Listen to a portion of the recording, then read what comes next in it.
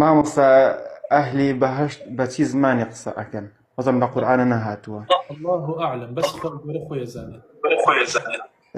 بەس من پرسیارم لە مامۆستایەکی وتی ئاسانترین زمان هەڵبژێرن لەوێ. ئاسانترین زمان چی زمانێکە؟ ئەبێ عەرەبی بێ؟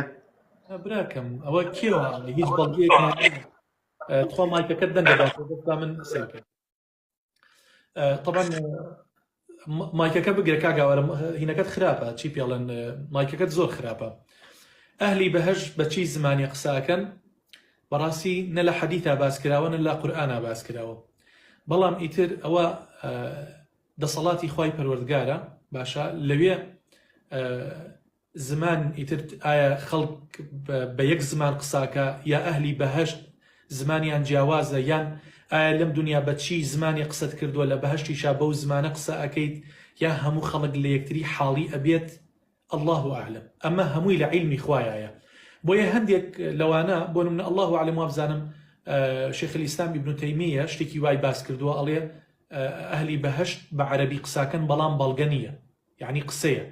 هەندێکی تر لە زانایان ئەوەیان باس کردووە بەڵام هیچ بەڵگەیەکیان بەدەستەوە نییە، کەواتە قەولی هەر زانایەک پێویستی بە دەلیلی قورئان و سونەتە، بە تایبەت لە بابەتی غەیبیاتە. لە بابەتی غەیبیاتە قسەی هیچ کەسێ وەرناگیرێت ئیلا قورئان و فەرموودە خوای گەورە پێغەمبەری خوا صلی الله علیه وسلم لە ئەحکامیشا بە هەمان شێوە. بۆیە ئەگەر بتەوێ حکمیە تەطبیقکەی بەسەر کەسێکە ئیلا ئەبێ قورئان و سونەتە بێت. باشە قورئان و سونەت، کەواتە ئێمە پێویستمان بە دەلیلە، و لە عیلمی غەیبیشا بە هەمان شێوە پێویستمان بە دەلیلە. بۆیە هەر کەسێک بڵێ ئەهلی بەهەشت بە عەرەبی قساکەن داوای بەڵگەی لێکەین.